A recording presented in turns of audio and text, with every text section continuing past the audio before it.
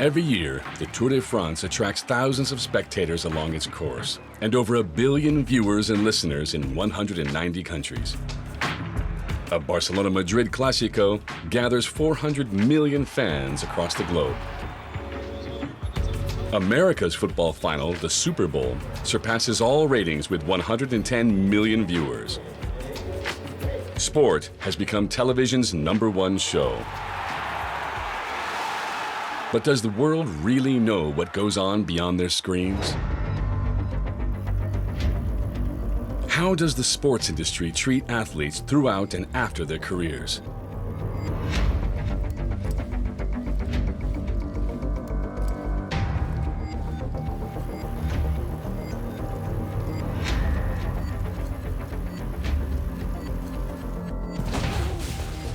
Today, athletes come second to the market's demands and to the law of profit. To satisfy their fans, managers, and sponsors, they face harsher training, more competitions, and an obligation to win more and more. Beh, scusami, una società fa un investimento quando acquista un calciatore. Fa un investimento. Cosa vuol dire investimento? L'investimento deve rendere. Economics have invaded the game. In the name of show business, the pressure on players is rising. You know, while they want the violence, there's a price that the players will pay for that violence. In North America, football players are falling ill from the thousands of blows to the head they endure each season. In the US, more than 4,000 of them took their league to court. Now you're just human. It's like taking a superhero and taking his suit off of him and never see it again. Players think about right now. They don't think about 10 years down the line. They don't think about 30 years down the line. In Italy and in France, away from the stadiums and cameras, soccer players and other athletes are reckoning with a fate far different from their dreams of victory. In Germany, children of swimmers are born with deformities. They pay the price of the state's doping schemes imposed on their parents. Die Funktionäre wussten ja, was mit uns passiert, welche Nebenwirkungen das hatte, die ganzen Medikamente. Aber das war ihnen egal und nee, ich kann es nicht verstehen, überhaupt nicht. Hungry for feats, records, and achievements, the sports industry has become ruthless. How did it come to this?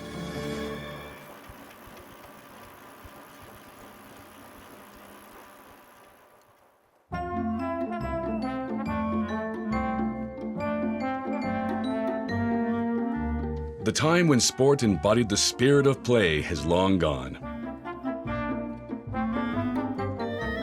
Once an activity undertaken by volunteers for fun, sport has grown into an economic sector of its own, and the competition into a flourishing industry. Le sport profite tout d'abord à tous les acteurs économiques qui envahissent en quelque sorte les pelouses et les stades. C'est-à-dire les actionnaires, les sponsors, les équipementiers, les diffuseurs.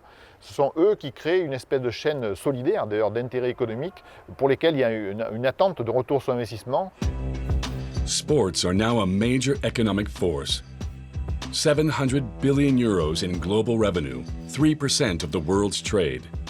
The equivalent to the automotive industry resting on the shoulders of just a few thousand professional athletes in each nation. Athletes are subject to increasing exposure as planetary icons of youth, achievement, and celebrity. But what price must they pay for reaching the top? How far must they go to obtain the ultimate recognition? And what happens once they step down from the podiums? Footballers, gymnasts, tennis players.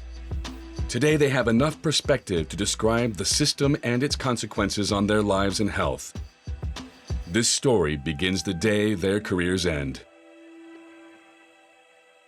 Je veux dire, des fois, je suis jalouse, moi, des artistes qui chantent toute leur vie ou qui jouent la comédie toute leur vie. Je dis, nous, c'est nul, quoi. On n'a pas cette chance.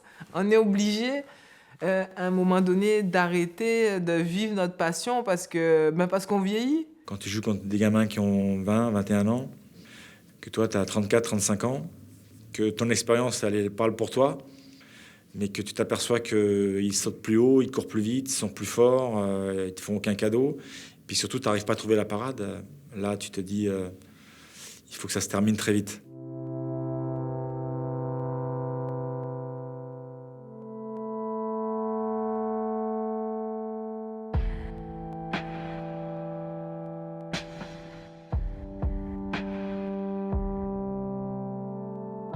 So it was the Saturday, the first weekend that I was retired. I didn't have to be at anyone's track.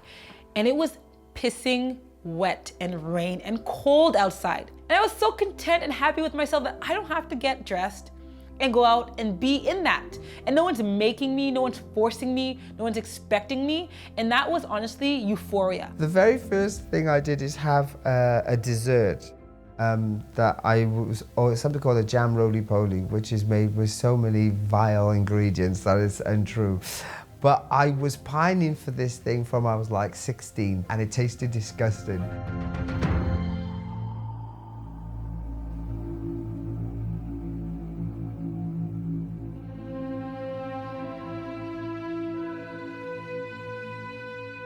Je mangeais, je respirais, je dormais, gym. Tout ce que je faisais au quotidien avait un impact sur ma séance d'entraînement du lendemain. Et aujourd'hui, ça, je l'ai plus. You're a star in most instances. You made a lot of money, and all of a sudden it dissipates, it's gone. You know, you're a regular guy now. Die Medien sind interessiert an einem. Mit einmal bist du nicht mehr ganz so gefragt. Das ist natürlich schon ein herber Einschnitt. C'est violent, je trouve, pour un individu. Je veux dire, un acteur qui est en haut de l'affiche et du jour au lendemain qui se retrouve à être, entre guillemets, dans un espèce de néant, c'est très, très violent. 3 Monate später saß ich heulend morgens um 7 vor allen anderen Patienten bei einem Psychiater. C'est une petite mort, c'est-à-dire que je sens que j'ai laissé ma dépouille de gymnaste derrière moi. Und dass das in dem Moment, wenn das beendet ist, denkt man, das Leben ist zu Ende. Das ist wie bei, wie gesagt, die große Liebe auf einmal geht, dann ist man ja auch, man glaubt das gar nicht und einige werden verrückt und bringen sich um, einige nicht nur in der Literatur, sondern im wahren Leben sogar fast.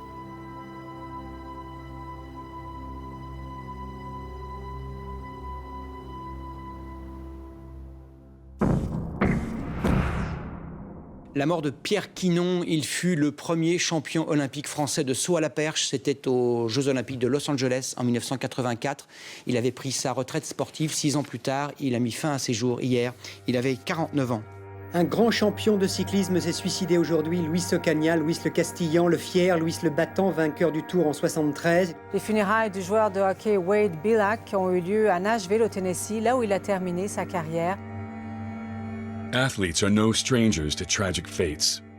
The Welsh soccer player Gary Speed, American sprinter Antonio Pettigrew, a 400-meter gold medalist, Venezuelan boxer and world champion Edwin Valero, Belgian cyclist Dimitri de Fall, the list goes on. Ils ont tout donné, ils se sont complètement... c'est l'abnégation, quoi. Ils se sont complètement vidés au profit de ce qu'on leur a demandé. Ils sont dans le mur, quoi. Donc ils ont réalisé, d'accord, et puis so what, quoi. Et ils ont perdu leur épaisseur humaine. Ils ne sont plus qu'une image, ils portent leur carapace musculaire et à l'intérieur, il n'y a rien, quoi. Il y a du vide. Mais il y a du vide qui est du néant, quoi. Et quelque part, ils passent à l'acte au niveau de la mort, c'est que, objectivement et quelque part, ils sont dans un état de mort psychique, de mort spirituelle. There is a sort of social death as well. During their careers, athletes are pampered and constantly encircled. Around a single athlete, as many as 20 professionals intervene to improve their performance and help them recuperate from their training. Coach, trainer, physio, massage therapist, acupuncturist, doctor, shrink, nutritionist, cook, agent. A galaxy of experts dedicated to the athlete's body and success. I loved my body. When you're training and your life is about training all the time, you look amazing. And so for me, the biggest thing I miss nowadays is, I would say would be my body. Quando scendevo in campo a San Siro mi sentivo un gladiatore, mi sentivo uno che non aveva paura di nessuno, poteva affrontare qualsiasi avversario, non avevo paura, perché l'adrenalina di scendere in campo, le partite di Champions, le partite normali, i 70, i 40, i 50.000, i 30.000, quella è adrenalina, quella non è che vai al supermercato e la vai a comprare. Concrètement, vous avez l'impression de voler. C'est-à-dire que quand vous mettez des petites ailes, vous avez l'impression que vous décollez du sol et que vous êtes en pleine plénitude. C'est le sentiment de bonheur absolu. C'est-à-dire que vous voulez arrêter le temps et rester juste dans cet état-là, ne plus le quitter. Vous avez votre père qui, dans les yeux, a des étoiles, vous avez vos amis qui sont là, tout le monde, c'est un partage, c'est un moment humain qui est extraordinaire. Et donc ça, c'est franchement... Je vois pas... Ouais, peut-être la naissance d'un enfant, mais sinon, dans la vie au quotidien, pour trouver ça, c'est quand même compliqué.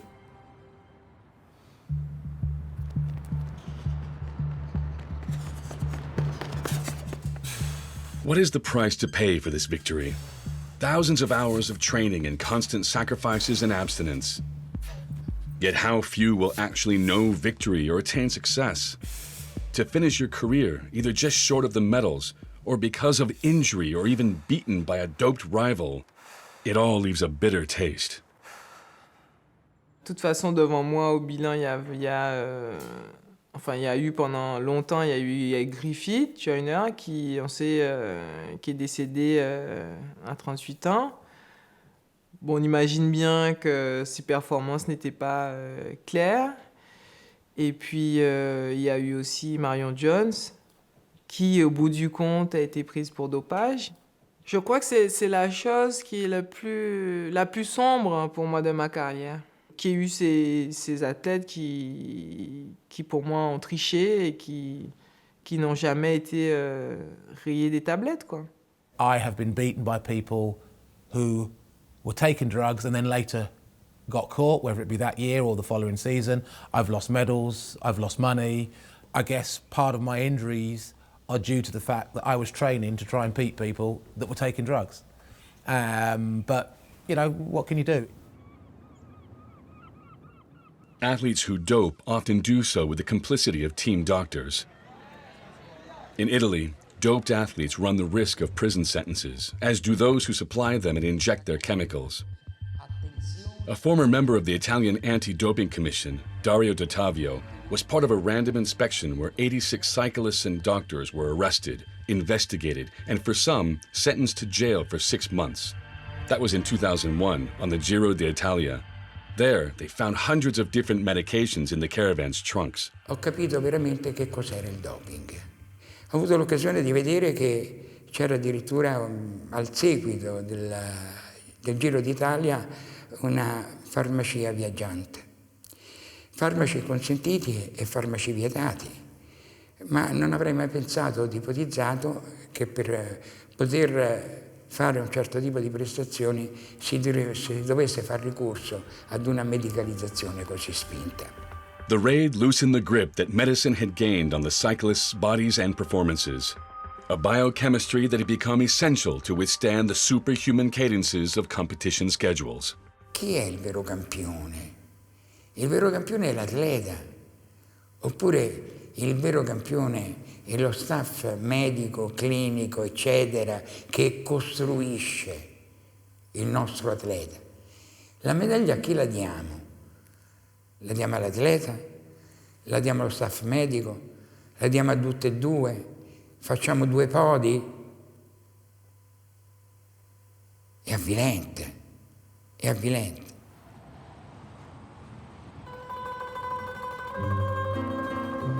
Chemistry also rules the locker rooms of the world's most popular sport.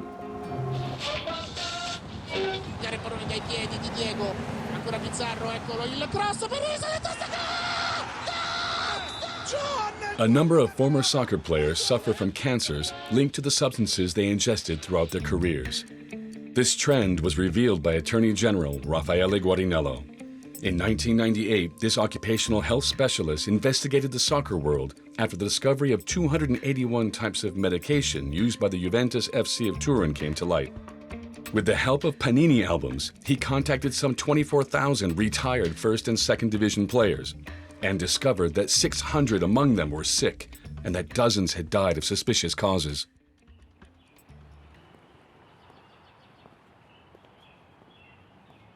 Gianluca De Ponti played as a center forward for some 10 clubs.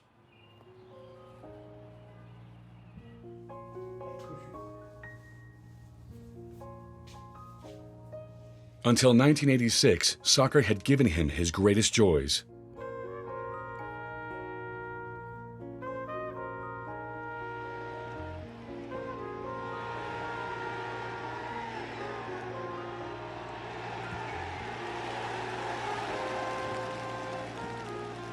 After his first division career, he was diagnosed with a brain tumor while working as a coach. Qui mi manca l'osso a me, qui.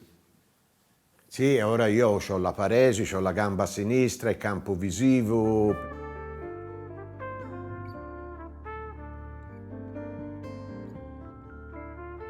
Qui c'ho la formazione di Bologna dove c'ho altri, vediamo un po', si parla degli anni 77-78 e qui c'ho proprio i miei dispiaceri ancora più enormi che questo si chiamava Chiodi Stefano, era di 56, è morto una decina d'anni fa. Questo si chiama Tazio Roversi, è morto anche lui diversi anni fa.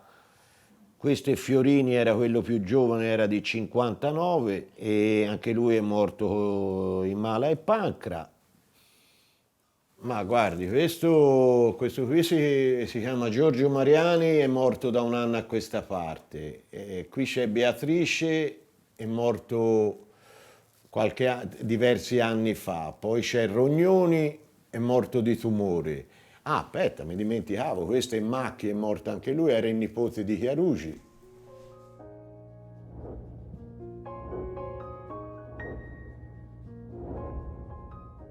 Ma non posso dire 30-50 è stato un caso, no, quello non è un caso. 50 casi non esistono in un raggio di 20 anni, sono troppi, ha capito? Perciò sono convinto che qualcosa ha fatto male, non so cosa, però qualcosa ha fatto male. 70 former soccer players have died of cancer, a rate twice that of the Italian population, which could be explained by the abundance of medication in club locker rooms. Former First Division player Giovanni Ziviani testified before Judge Guardinello about doping practices during the 70s and 80s.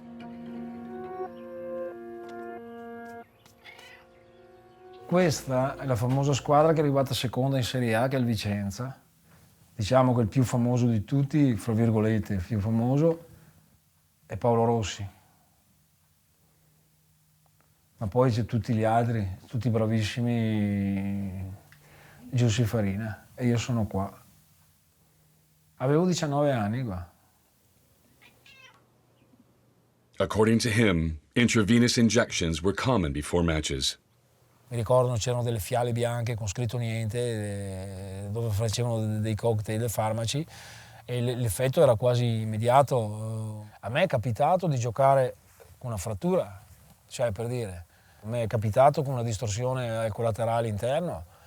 Ti fidi del tuo medico, ti fidi del tuo massaggiatore, anche perché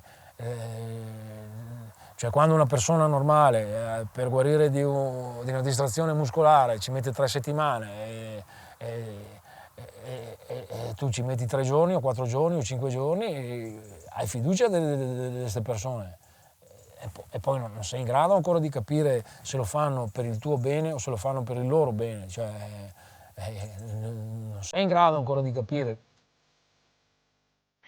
Other former players have also admitted to having had injections.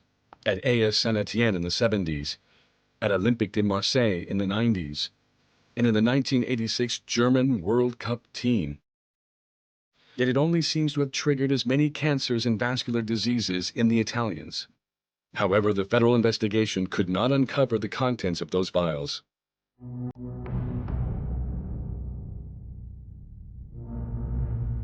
Is it still possible to be a high-performing athlete without depending on doctors and meds?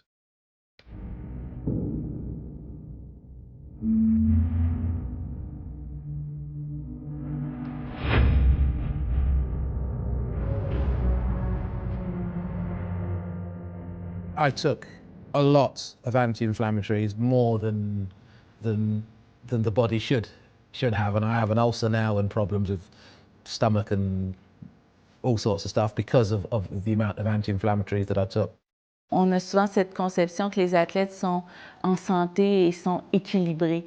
Or, pour être un athlète qui va gagner des médailles, il y a un déséquilibre qui est nécessaire. C'est-à-dire qu'on s'entraîne plus que le corps est capable d'en prendre. On souffre aussi plus que le corps est capable d'en prendre. Pendant Wimbledon, quand je me levais la nuit, en fait, je pouvais pas poser le talon par terre. J'avais une telle tendinite dans mon Achille que mon pied restait équin. C'était pas facile. Après, c'était l'épaule, le bas du dos, les hanches, à peu près tout, les abdominaux. And it is torture because you push your body to a brink that is not humanly right to push your body to, right? So you'll see athletes throwing up, vomiting, going through all means to try and recover so they can wake up the next day and do that torture thing all over again. Obliged to train harder and longer. Subjected to heavier competition calendars, athletes suffer in a way that is seldom known by the public. Wenn du dauerhaft Wettkampf und Spiele hast und gar keine Regeneration hast, ist das einfach für den Athleten, aber auch für die Sportart und für die Qualität nicht förderlich. Und ich glaube, wir hatten das mal ausgerechnet, in einem Olympiajahr hatten wir knapp 100 Spiele. Und wenn man das mal rechnet, wie viele Tage das Jahr hat und man möchte sich noch entsprechend darauf vorbereiten, ist das schon sehr grenzwertig. Und das muss man wirklich gut überlegen, inwieweit man einer Sportart, aber vor allen Dingen auch den Athleten das zumutet. Du bist ja in dieser Mühle irgendwo drin, du bist vertraglich gebunden, also machst du einfach immer weiter. L'engrenage, il est simple, c'est que c'est un gros transfert, c'est beaucoup d'argent dépensé, c'est un joueur qui est fatigué, blessé, et les journalistes mettent un peu la pression pour que justement il y ait du rendement par rapport à l'investissement fait. Donc on ne te laisse pas le temps de vraiment te soigner à 100%. Et tu reviens trop vite, tu n'es pas prêt et inéluctablement tu te blesses, c'est la logique.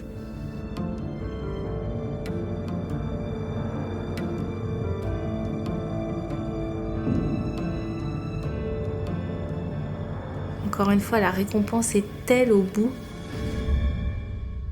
que vous acceptez tout pour y arriver.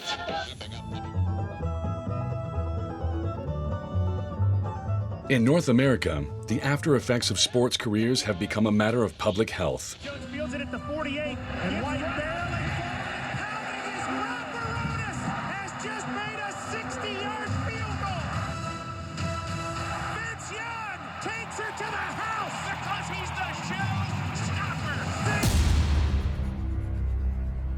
Despite wearing helmets and shoulder pads, a professional football player receives 1,000 to 1,500 blows to the head every season.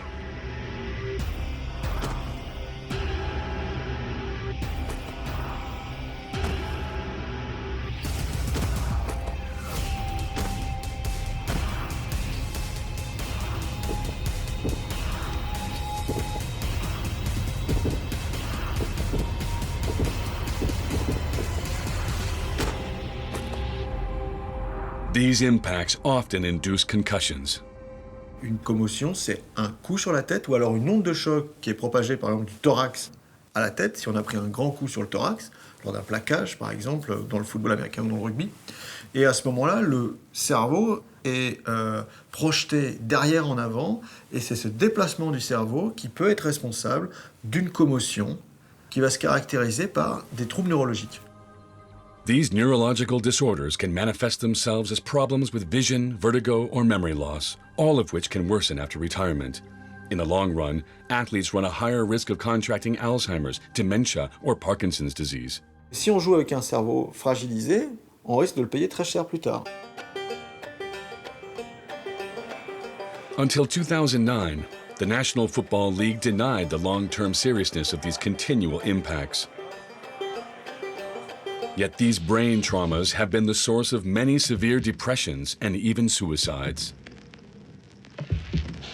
Funeral services will be held Saturday for an NFL veteran, Dave Dorson of the Chicago Bears, a Super Bowl champion who committed suicide last week, leaving behind notes and text messages to his family as a last request that his brain be examined after his death.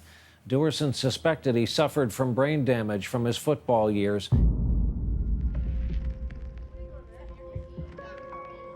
Kyle Turley also decided to donate his brain to science. A former offensive tackle for the New Orleans Saints, Turley contemplated suicide a few months ago. Since then, his wife has kept their firearm hidden in a safe.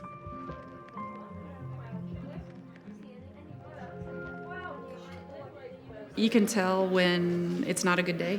Some days are good, some days are bad. Some days, you don't know who you're waking up next to, because who knows what could have started. It could have been watching something the night before and having bright lights in his face. That can alter everything. It can bring on headaches.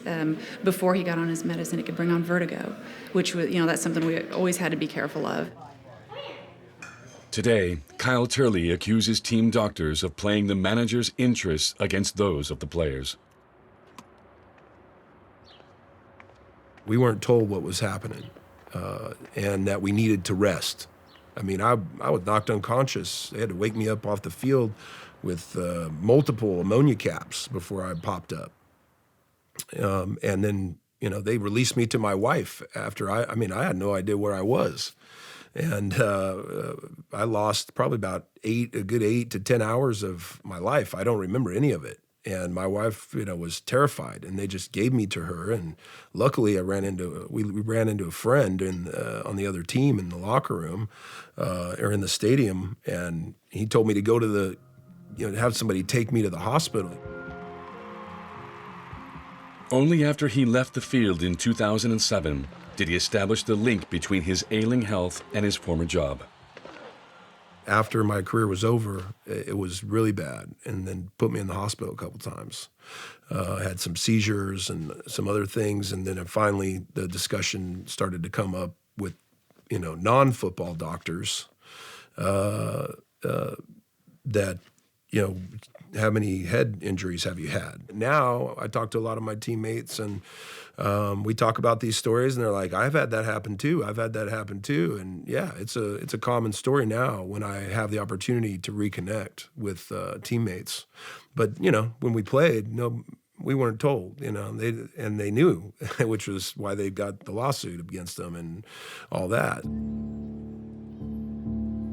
Today, Turley and over 4,000 former players who are suffering from similar symptoms are demanding compensation from the National Football League in order to cover their medical costs. It has been proven in many cases over the National Football League's existence that the doctors do not have the best interest of the player at heart. And unfortunately, they are protected under the collective bargaining agreement from any litigation, any malpractice. A player cannot sue an employee of the club under the collective bargaining agreement that our union negotiated. If you go even try to get a second opinion, they'll cut you. Not long after its inception in the 1920s, did the NFL start fearing the consequences of head trauma on its players. In 1994, an internal study sponsored by the NFL on the dangers of concussions was muzzled in order to protect a sport that attracts 110 million viewers on the night of the Super Bowl, making it the highest-rated program on American television. I think when I played back in the 70s and into the 80s, I was very fortunate to have played for the New York Giants, because the Giants were a team that was family owned. And so, now it's a bottom line business where the football team is a part of the group of assets of an individual or several individuals. And so most fans look at it as a sport. But I think the big difference between then and now with me is It's no longer a sport. It really is a business. More than 4,500 former players sued the NFL for failing to protect them from devastating head trauma. To settle, the NFL will pay $765 million. $765 million to treat the after effects of the concussions. But the courts then judged the amount to be insufficient, so they repealed the agreement.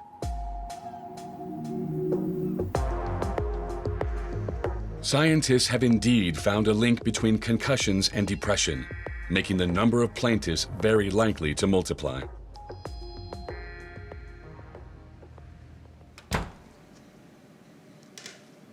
Lily Hazrati is a neuropathologist. She autopsies the brains of former athletes bequeathed before their suicide or donated by their family. Over the last decade, dozens of brains have been studied by North American researchers. C'est un cerveau de sportif, c'est un joueur de football. Après sa retraite de la vie sportive, il a commencé vers l'âge de 50 ans à avoir des problèmes neurologiques. In order to discover the cause of the disease, she'll have to inspect the deepest regions of the brain. En regardant le cerveau sans histoire clinique, c'est que je peux dire que ce cerveau est atteint d'une sorte de dégénérescence du cerveau. Je vois que le pigment est beaucoup moins prononcé dans cette région qui s'appelle la substance noire. Et donc ça indique qu'il y a probablement une importante perte cellulaire à ce niveau-là. This cellular loss could explain the incidence of depression in many athletes. La dépression, souvent, n'était pas... On le voyait isolé, par exemple, de leur carrière de boxeur ou leur carrière en sport et de leur commotion cérébrale. On pensait que c'était deux choses différentes, que ce n'était pas relié. Mais de plus en plus, il y a l'idée que probablement c'est une suite de ces traumas qu'ils ont eu au cerveau. Donc, la première présentation peut être vraiment des changements de comportement, de la violence chez certains, un mauvais jugement, des problèmes vraiment psychiatriques comme la dépression ou la maniaco-dépression, la psychose, des choses comme ça. And also suicidal tendencies. The researcher is now going to analyze tissue samples taken from an athlete who committed suicide in 2011.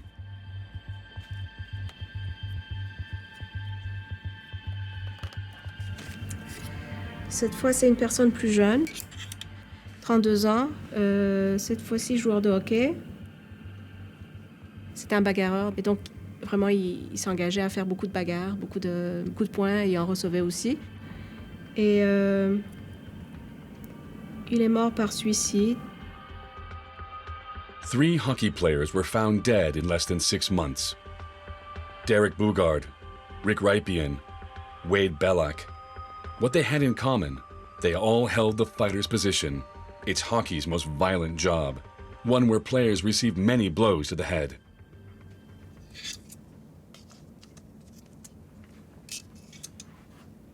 Ce que je vois, c'est que c'est dans les régions superficielles du cortex cérébral, j'ai des neurones qui sont remplis de tau. This is a normal neuron. And in red, a neuron filled with tau protein. It's a diseased cell. After suffering repeated concussions, the tau protein present in neurons deteriorates, which disrupts the functioning of the nervous system. Cette image, on peut la voir dans plusieurs maladies neurodégénératives qui progressent avec le temps. Et un des exemples, c'est vraiment l'encéphalopathie chronique traumatique. This chronic traumatic encephalopathy is therefore the leading cause of depression and suicide among these players who suffered repeated blows to the head. The time has come for players and managers to acknowledge their risks. Le sportif n'a pas envie d'entendre parler de pathologies futures, telles que les commotions. Quand on parle à un sportif, qu'on lui dit qu'il risque ça à long terme, il n'a pas envie de l'entendre. Il n'a pas envie de l'entendre parce que ce qui l'intéresse, lui, c'est d'aller sur le terrain ou c'est de monter sur le ring et d'être le plus performant possible. What would you do for $1 million? For me, there are certain things that I was willing to accept as far as, hazards of the occupation. Pains, injuries, things of that nature that come along with it. So I was willing to accept it to a degree, and here I sit.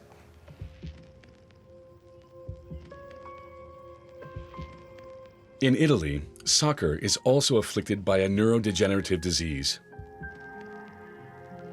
Mauricio Vaccino suffers from amyotrophic lateral sclerosis.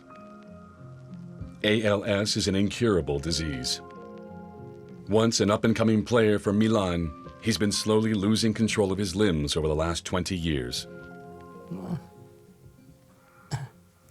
Quella la famosa foto dove mi hanno premiato come migliore giocatore nel Milan. Questo è la squadra del Novara dove perdemmo il campionato per un punto.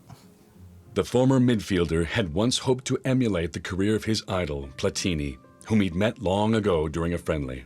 Ero molto attratto da Platini e quindi ho avuto l'opportunità di incontrare sia lui che Maradona. In 1993, while playing in third division, his disease was diagnosed by a neurologist. Chiesto se potevo ancora giocare a calcio. Lui mi ha risposto, è seccato in modo molto duro, che sarei finito su una sedia a rotelle. Sapere che tra un po' non potrò più mangiare con la bocca né muovermi, è molto frustrante.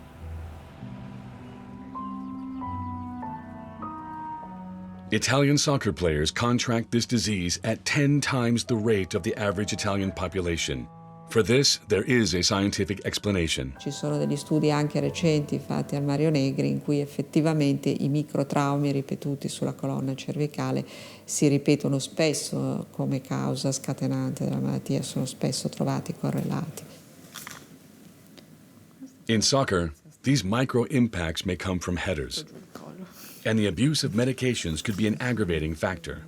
Tutta la categoria dei farmaci analgesici e antinfiammatori, ecco, questo sì, molti di loro riferiscono di averli assunti per non sentire male, per non avere i crampi, questo. Però possono aver assunti a grosse dosi, potrebbero anche aver in qualche modo influenzato la malattia. 50 Italian soccer players have died from ALS, on average 10 years after retirement. The most famous of them was a former star of Fiorentina. Stefano Borgonovo played with the illustrious Roberto Baggio. He died in June 2013. Per Stefano Borgonovo addirittura una città intera come Firenze si strinse per una partita che fu organizzata a cui parteciparono tutti gli ex giocatori della Fiorentina con Roberto Baggio che spingeva la carrozzina di Stefano Borgonovo.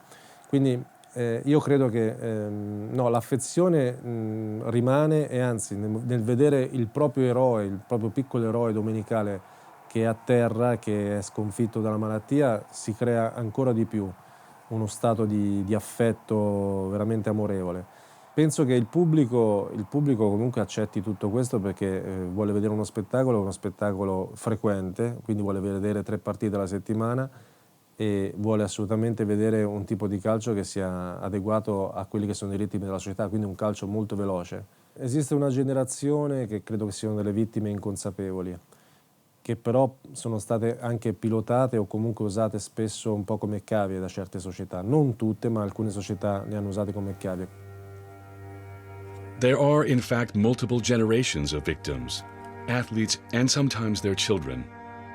7 Algerian soccer players who contested the 1982 and 1986 World Cups produce mentally handicapped children. Today, they denounce the doctor who supplied them with yellow pills before and after every match. A Russian doctor schooled in Soviet doping methods.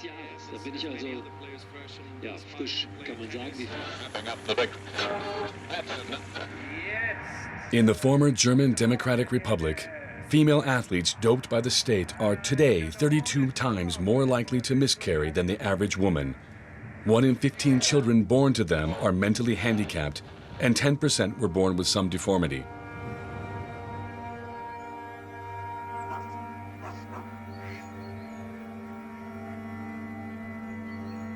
Jutta Gottschalk is a former swimmer doped by anabolic steroids. Her daughter Karina was born blind in one eye. Ich wurde auf dem rechten Auge mit einem grünen und grauen Star geboren. Und ich sehe auf dem Auge nur 5%, das heißt hell und dunkel. Und auf dem linken Auge habe ich eine Kurzsichtigkeit. Da der grün und graue Star sich auf den Augeninnendruck auswirkt, habe ich häufig Kopfschmerzen. Ich habe viele Operationen hinter mich gebracht, Laseroperationen, um den Augeninnendruck zu senken. Wie Corina geboren wurde, wusste ich nicht, wo es herkam. Das war einfach nur schlimm. Aber wie ich nachher wusste, woran es liegt, das fand ich viel, viel, viel schlimmer. Between the ages of 10 and 14, Jutta was subjected to the harsh East German training program, one that would reap 11 medals at the 1980 Olympic Games. Also die Goldmedaille ist einmal 1979, da war ich in unserer Altersklasse Deutsche Meisterin. Also im Jahrgang 65. Und die anderen beiden, das sind eigentlich meine ersten Medaillen, wo, sage ich mal, wo das Doping schon gewirkt hat. Da habe ich einen Leistungssprung gemacht von über 5 Sekunden. Zum Anfang war ich sehr stolz drauf, aber im Nachhinein durch das Doping war es ja irgendwo ungerecht. Also For years, Jutta had never made the link between her daughter's partial blindness and her doping past. Ja, wie sah das Doping denn da damals aus? Wie kann ich mir das vorstellen? Wir kriegten ein kleines Töpfchen am Beckenrand und wie gesagt, da waren 10 bis 15, 20, zum Teil 20 Tabletten drin in verschiedenen Farben, durchsichtig, gelbe. Und die konntet ihr einfach so nehmen dann, oder? Ich habe wirklich gedacht, das sind Vitamine und dass die uns helfen, dass wir nicht krank werden, dass wir durchtrainieren können. Ich habe immer gedacht, die wollen unser Bestes. Ja, aber die wollten nur das Beste für den Staat und nicht für uns. The vitamins were in fact oral turinabol, a powerful steroid given to 10,000 athletes, many of them minors at the time. Ja, es war schon eigenartig. Die Muskeln, man ist praktisch explodiert, man kriegt ein breites Kreuz und die Muskeln sind gewachsen. Das war schon hart. Ich hatte kaum eine Brust. Meine Regel habe ich mit 18 erst gekriegt und dann unter Schmerzen, was ja eigentlich nicht normal ist. Bitte Plätze einnehmen. Zum Teil wurden wir dann auch am Tropf gelegt, Infusionen haben wir gekriegt. 2-mal im Jahr Elektroschocks. Also an den Armen und an den Beinen auch. Das war bis zur Schmerzgrenze. Gut, es gab Tage, wo ich auch keine Lust hatte. Da bin ich einfach geschwommen und habe geweint im Wasser.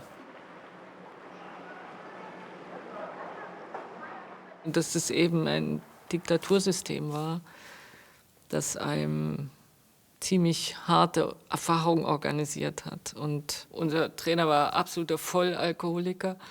Er war in seinem ersten Beruf Maschinenbauer. Und so hat er die Frauenkörper behandelt. Er hat Maschinen gebaut. Wir haben ziemlich martialische Sprungkraftübungen gemacht, wie mit einbeinig 100 Kilo springenderweise durch die Halle zu gehen. Dass das oder nicht gesund ist, hat, glaube ich, heutzutage mein Knie zu spüren bekommen. Diese physischen Traumatisierungen in dir hocken, die loszuwerden, das ist ein sehr langer, harter Weg. Zu dir zurückzufinden, wenn da so viel reingeschlagen ist an Zugriffen und auch Missbrauch und Gewalt. Die Chemie ist eine reine Gewaltgeschichte. Berlin, the year 2000, at the trial of those responsible for the state's doping regime. Manfred Ewald the GDR's highest-ranking sports official, is tried for being an accessory to intentional bodily harm. Jutta Gottschalk is one of the many plaintiffs present. For the former athletes, the trial is almost a freak show. Catherine Menschner, another former swimmer, had 7 miscarriages. Birgit Busse, a former shot putter, had malformed genitalia. Others gave birth to children with various handicaps. Ja, die Martina aus Halberstadt war mit, der Sohn halt eben die Klumpfüße. Dann war die Ute Krause, jetzt Krieger mit. Die hatte, ja, die litt an Depressionen. Heidi Krieger, was jetzt Andreas ist.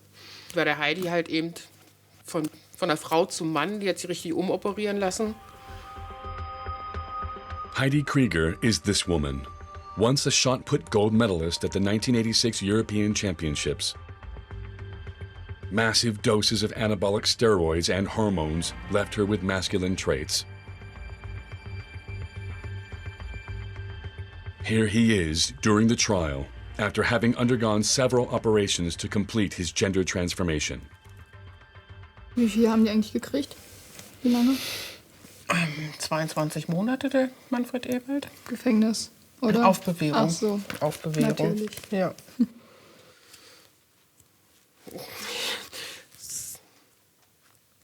Das ist enttäuschend für mich jetzt noch. Und wie gesagt, weil auch nie ein Wort der Entschuldigung gekommen ist. Das war das Mindeste, was wir Sportler erwartet hätten. So beim Prozess auch. Aber wie gesagt, da ist gar nichts gefallen. Und das ist das, was so, ja, ich sag mal, was wehtut einfach, ne?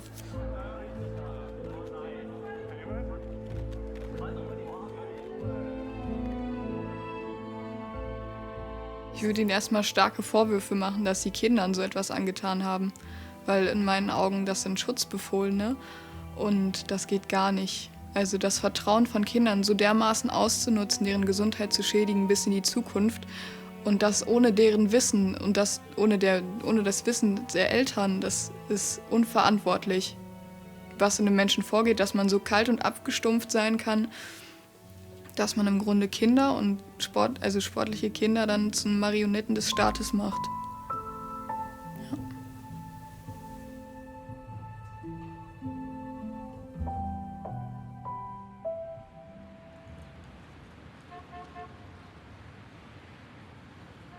In 2006, 184 former athletes obtained compensation from the lab that produced their anabolic steroids.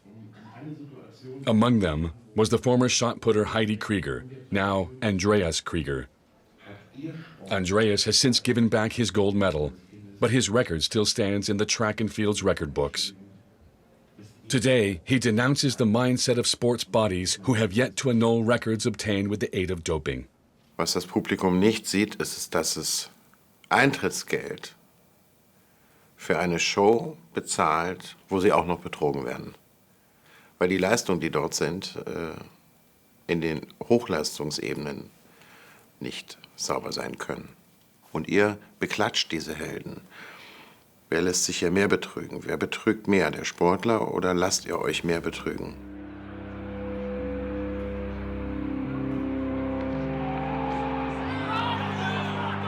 More than 400 million viewers for a Barcelona-Madrid match, 700 million for a World Cup final, 1 billion for an Olympic Games opening ceremony. That's 1 out of 7 people on the planet. This increasing fervor is a testament to the public's denial of the many drifts corrupting sport. Les images sportives sont tellement belles, quelque part les téléspectateurs ils déconnectent ça de tout référentiel à l'éthique et à la morale. Pour eux, c'est devenu un spectacle. Et si c'est uniquement un spectacle, alors c'est sûr qu'il y a de quoi être inquiet. À ce moment-là, il ne faut plus parer le sport de vertu comme on a pu le faire depuis un siècle. À ce moment-là, c'est une activité économique, mais une multinationale ne va pas faire référence à l'éthique et à la morale.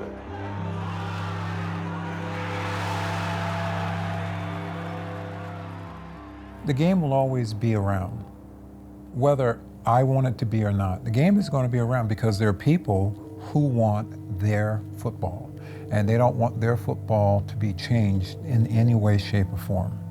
Now, there are going to be people who will continue to play football because of the incentive that's there, and that is the dollars that are being offered to the players to play.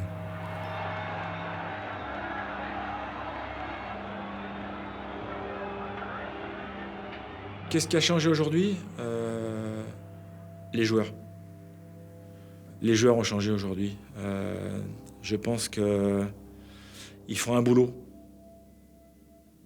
Le métier de footballeur, c'est plus ils font plus un sport, ils font un boulot.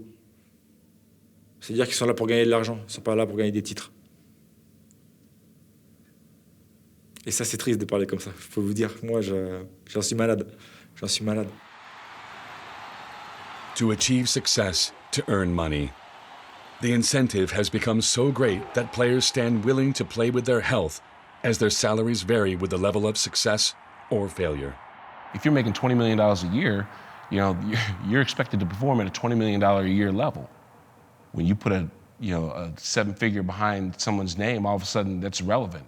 And what they do becomes relevant. There's so much money involved now, and you've got to be so finely tuned as far as your skill.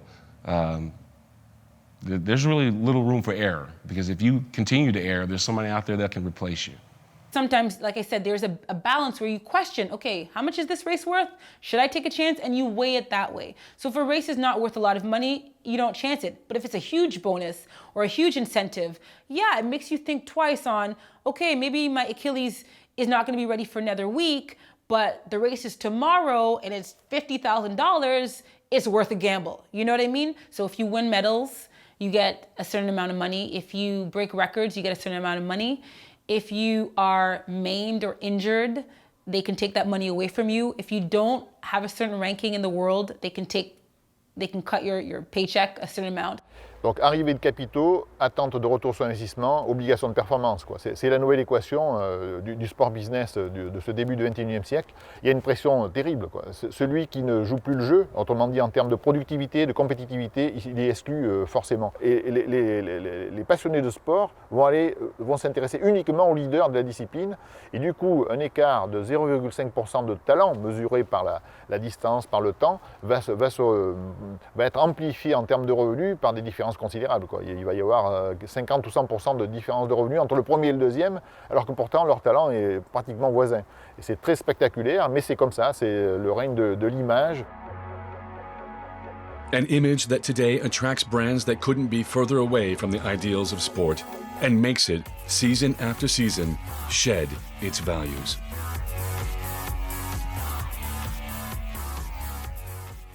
J'ai bien compris que le sportif, c'est un produit, quoi.